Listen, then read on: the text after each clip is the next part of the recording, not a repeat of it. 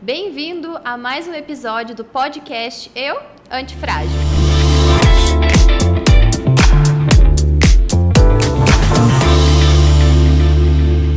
Hoje o nosso bate-papo vai ser sobre responsabilidade afetiva, com o psicólogo clínico, especialista em saúde mental, Sávio Santana. Bem-vindo, Sávio. Obrigado.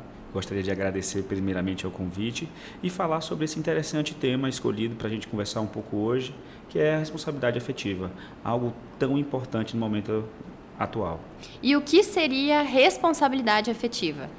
A responsabilidade afetiva, ela se baseia basicamente ela começa a ser falada a partir de um texto, né, de um livro muito conhecido, Pequeno Príncipe, que é tirado de uma frase chamada tu é eternamente responsável pelaquilo que cativas. E aí, a partir daí surge a possibilidade de a gente conversar sobre a responsabilidade afetiva, que é nada mais do que você não criar expectativas no outro. Então, não prometer aquilo, né, que você não está disposto a entregar dentro do relacionamento. Basicamente isso que é responsabilidade afetiva, né? Você ser responsável pelo que o outro, você desperta no outro. E como que a gente pode vivenciar essa responsabilidade afetiva? Qual é o nosso papel? Olha, eu acho que o mais importante é a gente partir dos nossos sentimentos, né? O que nós, dentro da relação, estamos dispostos a entregar. Tem um teórico chamado Bauman que ele fala muito sobre como a gente vem se relacionando, né? A possibilidade de a gente se relacionar e, na nossa época atual, se relacionar com muita superficialidade, né? Então, acaba que a gente não consegue aprofundar, né? Porque não consegue saber o que está sentindo, não consegue entender o que está sentindo.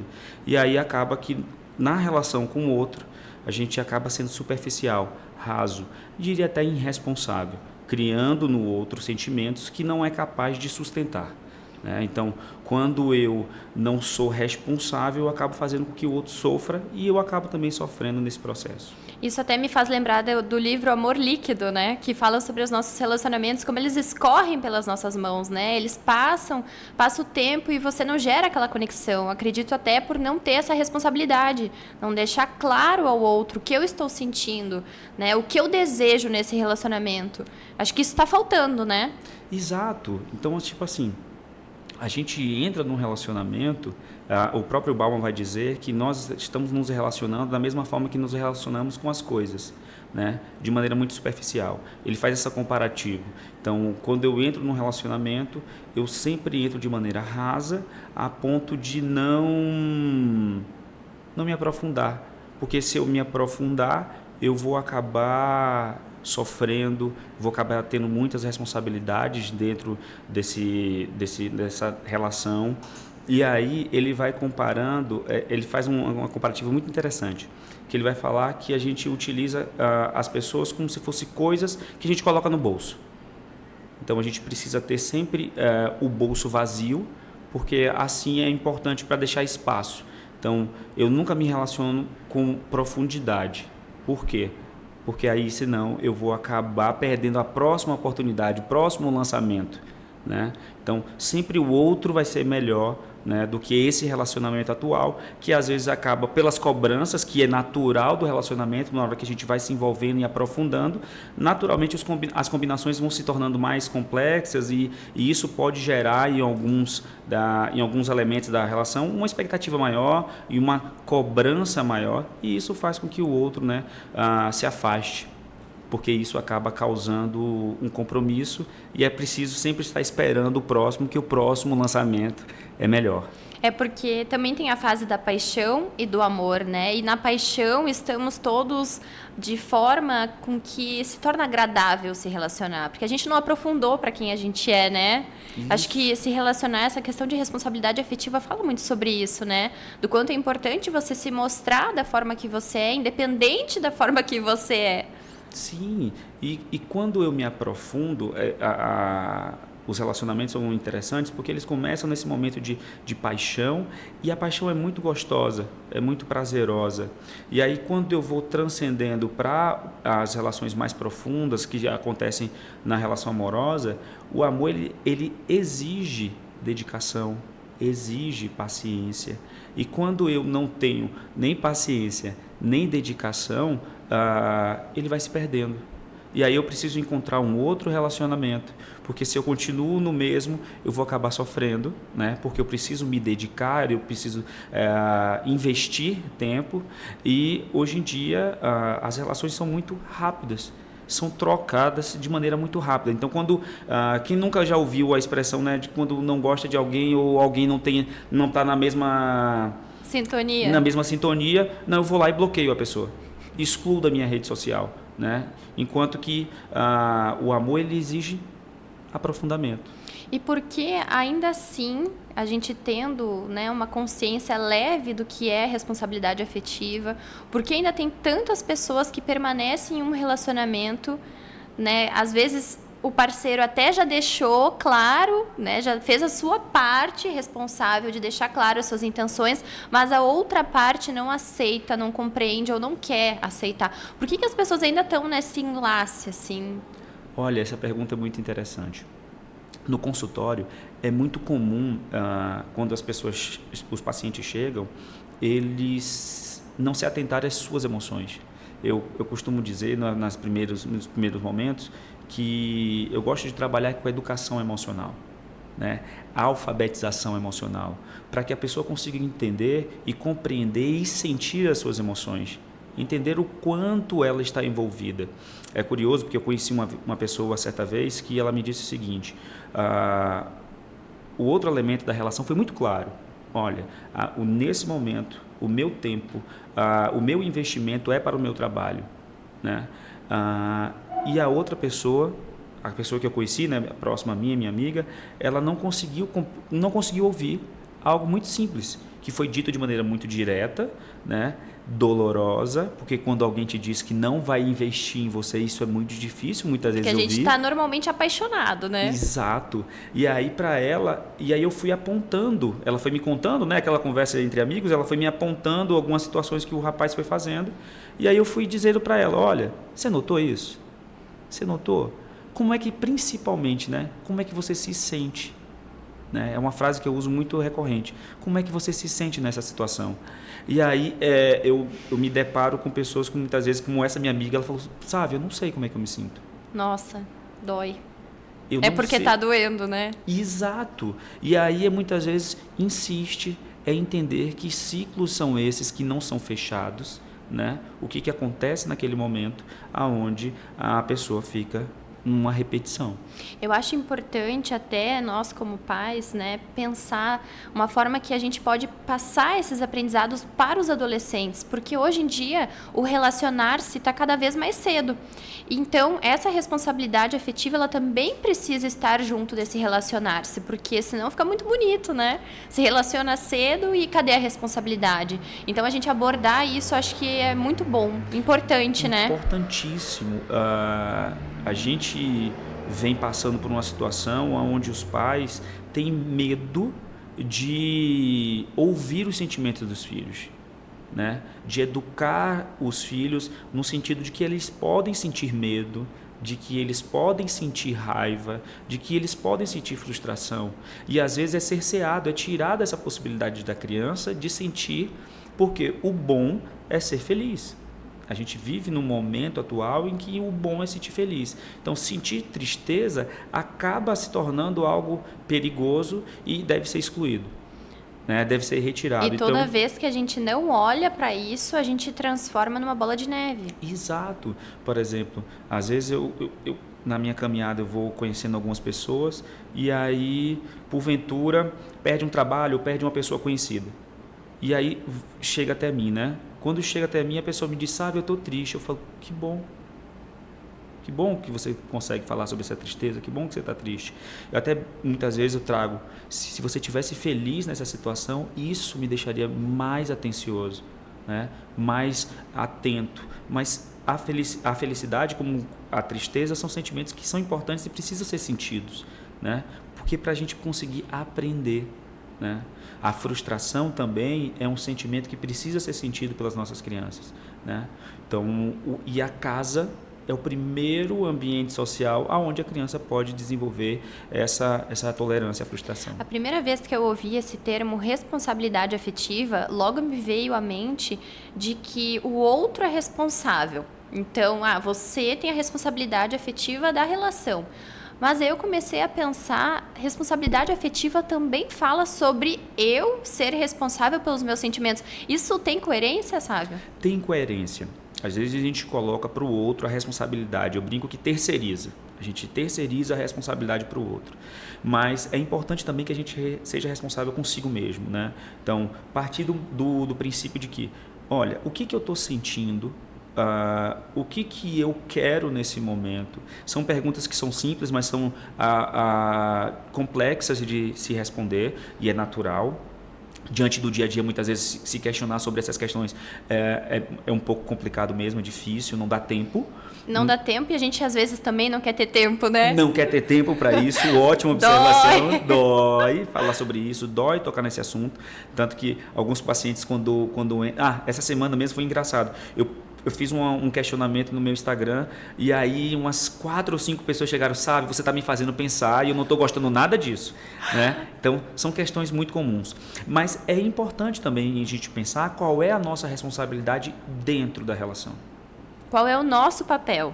Exatamente. Qual é o nosso papel dentro dessa relação? O que você busca naquele momento? Né, com aquela relação ou com aquelas relações, né? E quando a gente fala sobre responsabilidade afetiva, é importante pensar que existem responsabilidades que a gente precisa desenvolver também fora do universo das relações amorosas, né?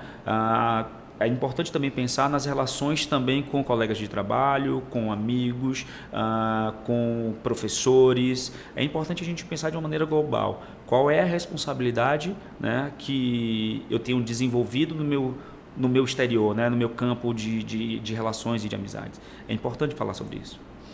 Eu penso que isso tem muito a ver também com o tema do o nome do nosso podcast, que é o antifrágil, né? Toda vez que você for ferido, né, for atingido, não importa, mas você florescer, você também terá a responsabilidade afetiva consigo, né? Sim.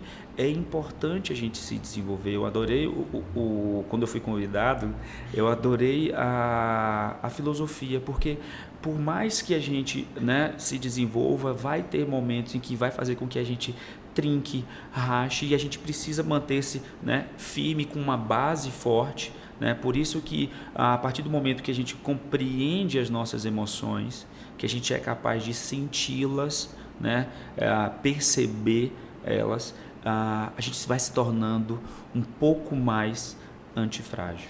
Eu penso que antifrágil é o seguinte: se abrir para o conhecimento e se preencher de autoconhecimento realmente nos torna esse eu antifrágil. A gente acaba florescendo para a vida. Então, como é importante a gente ter encontros assim, né? Falar sobre essas coisas que durante o dia a dia a gente não consegue aprofundar e ter realmente o teu conhecimento como psicólogo para brilhantar a nossa conversa. Muito bom mesmo falar sobre isso, né? É interessante porque no dia a dia a gente não consegue, né? Então, ter a possibilidade de questionar quais são as relações que a gente vem desenvolvendo é importante.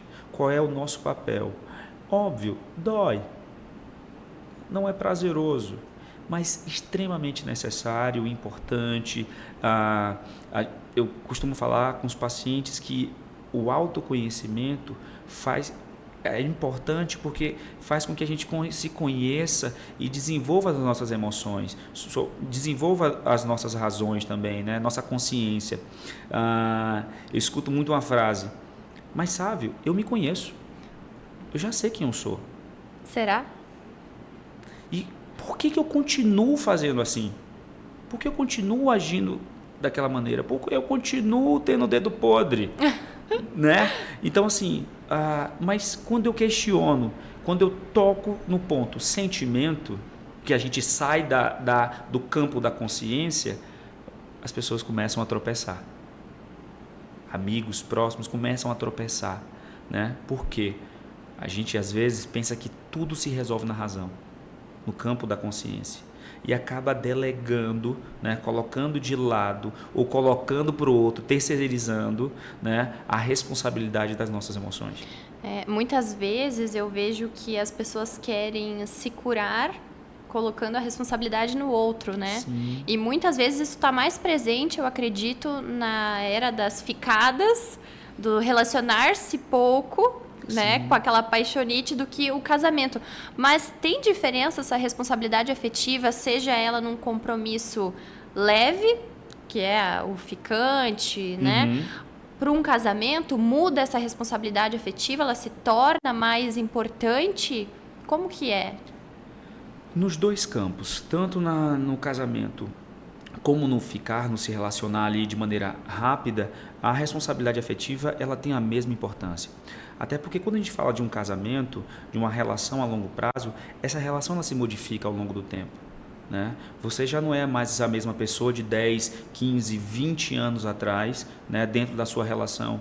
Então, os seus desejos, a sua cabeça muda. Né? Então, é preciso rever a todos os momentos quais são as expectativas, quais são os teus desejos naquele momento, para que isso vá se atualizando e você possa comunicar, conversar com o seu parceiro, quais são as tuas expectativas nesse momento. Né? Porque as coisas se transformam, se modificam. Da mesma coisa no pequeno ficar, numa relação que acontece muitas vezes numa noite. É importante você alinhar quais são as expectativas com o outro, né? Eu acho também, agora pensando sobre isso, que não apenas você comunicar, mas você também querer escutar. Eu acho que a responsabilidade afetiva também diz sobre isso, né? Sobre você comunicar ao outro de forma sincera e honesta, mas você também querer escutar. Tem essa correlação, né, Sávio? Sim, tem essa correlação. É muitas vezes difícil escutar, porque às vezes a gente não quer escutar, né? É importante ser transparente e é difícil ser transparente quando a gente não se conhece, né, de maneira profunda. Então, ouvir o que o parceiro tem a dizer, às vezes pode ser até doloroso, mas importante para a relação, né? Construtivo para a relação, aonde eu consigo compreender e entender quais são as expectativas do outro. Mas é importante também um detalhe aqui, Viviane, a forma como eu comunico, a forma como eu digo para o meu parceiro o que eu quero, o que eu sinto é muitíssimo importante. Muitas vezes quando eu atendo casais, eles sempre me falam assim, mas eu falo para ela, eu falo para ele o que eu estou sentindo. Aí eu sempre pergunto, como é que foi essa fala? Como você comunicou? Foi numa briga? Porque se foi numa briga, você não estava comunicando, você estava brigando. E numa briga, o outro nem escuta mais o que você está dizendo. Né? É importante comunicar. E essa comunicação não significa que vai ser atendido ou o problema solucionado. Às vezes é importante que existam mais conversas para que aquilo, né, as expectativas sejam alinhadas. Então eu vejo também, observo muitos casais o seguinte, sabe, eu conversei, ele não mudou. Eu falei o que eu queria e ele não mudou. Né? Então é importante que vá se alinhando. Eu gosto de usar uma metáfora muito engraçada. A gente está numa região onde a gente vive muito agro. Então imagine que você colocou a sua cerca do lado da outra pessoa. Vocês têm uma fazenda ali, uma vizinha da outra. Digamos que essa fazenda ela não tinha mais cercas, ela nunca teve cercas, porque você podia entrar, sair, é muito tranquilo. Quando você começa a dar limite, comunicar como você gostaria, como você não gostaria, isso passa em algum momento a incomodar. Porque aonde não tinha cerca, não tinha limite antes, passa a ter. E quando passa a ter limite, pode incomodar ao outro. Né? E essa cerca, ela tem movimento. Ela pode ser baixa, ela pode ser alta. Quem vai dando essa tonalidade, essa construção, é vocês dentro da relação. Então, é preciso a todo momento ir construindo cercas. Isso também a gente pode, se a gente pensar bem, a gente pode expandir para qualquer tipo de relação, mas nesse caso a gente fala sobre o casamento. E aí eu vou construindo essas cercas, colocando esse limite, e isso pode ser modificado. Mas entendendo que é importante comunicar ao outro, né? O tamanho, o formato, se vai ser de tijolo, se vai ser de arame, se vai ser de arame liso, se vai ser de arame farpado. As combinações desse relacionamento. Exato. E se a cerca ela tá mais para cá ou mais para lá. Exato, até que distância, ou então se eu posso colocar uma placa, olha, você pode entrar daqui para aqui. Até aqui, ou então o horário de entrar é até às 6, não é? E aí é assim que se constrói. As coisas vão se... Nossa, muito legal. Sabe, eu quero te agradecer por esse bate-papo hoje. Eu acho que foi bênção, foi muito bom. Com certeza, muitos telespectadores devem ter aprendido, né, mais sobre responsabilidade afetiva. Eu te agradeço muito e espero que você esteja presente numa próxima oportunidade aqui com a gente para conversar um pouco mais sobre esses assuntos da vida. Olha, eu que agradeço o convite, fiquei lisonjeado. Eu acho que esses momentos eles são importantes para fazer com que, se a gente puder tocar pelo menos em uma pessoa, a gente vai conseguir, quem sabe, mudar as relações, mudar o casamento e até, quem sabe, salvar uma possível situação que esteja acontecendo. E isso, né, não tem coisa melhor que a gente possa fazer para alguém. Verdade, com certeza. Muito obrigada a você que fez parte, muito obrigada aos nossos patrocinadores e obrigada a você que nos assistiu hoje mais uma vez. Espero que seja bênção na sua vida. Até mais!